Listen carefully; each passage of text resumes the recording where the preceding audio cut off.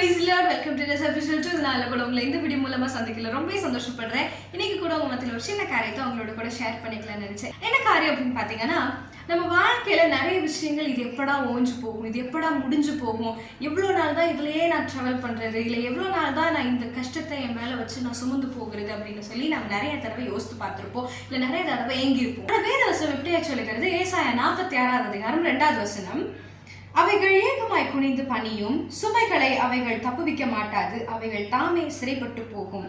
யாக்கோபின் சந்ததியாரே, இஸ்ரவேல் சந்ததியில் மீதியாகிய சகல ஜனங்களே, எனக்கு செவி கொடுங்கள். தாயின் வயிற்றில் தோன்றினது முதல் உங்களை ஏந்தி, தாயின் கற்பத்தில் உற்பத்தி ஆனது முதல் உங்களை தாங்கினேன். அதாவது ஆண்டவர் நம்மள கருவில இருந்து, தாயின் கருவில தோன்றின நாள் முதல்ல இருந்து இப்ப வரையிலும் நம்மளை ஏந்தி தாங்கி சுமந்து கொண்டு வராரு அப்படின்னு நம்ம பாக்குறோம்.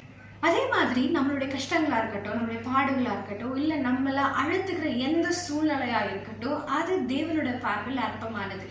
வரப்போற இந்த நாட்கள்ல நம்மளுடைய எல்லா அழுத்தும் சூழ்நிலைகளும், நம்மளை ஏந்தி தாங்கி பிடிச்சிட்டு இருக்கிற எல்லா கஷ்டங்களும், இல்லை நம்மளை எந்த இடத்துக்குமே நம்மளை முன்னேறி விடாம தடை பிடிக்கிற எல்லா காரியங்களும் சிறைப்பட்டு போகிறது அப்படின்னு நான் கர்த்தருக்குள்ள விசுவாசிக்கிறேன். உங்க வாழ்க்கையில இது எப்போ முடியும் அப்படின்ற ஒரு சூழ்நிலையில, இது எப்போதான் நான் அடுத்த சூழ்நிலைக்கு போகலாம், எப்போதான் நான் அடுத்த கட்ட நிலைக்கு போகிறது அப்படின்ற ஒரு கஷ்டனோட இன்னைக்கு நீங்க இருந்தீங்க அப்படின்னா, it is going to end very soon. அது தாமே சிறைப்பட்டு போகிறது. உங்களை அழுத்துக்கிற சூழ்நிலையா இருக்கலாம், இல்லை எதுவா வேணாலும் இருக்கலாம், அது தானாவே சிறைப்பட்டு போக போகுது. கர்த்தருடைய நாமத்துல நீங்க முன்னேறி போக போறீங்க.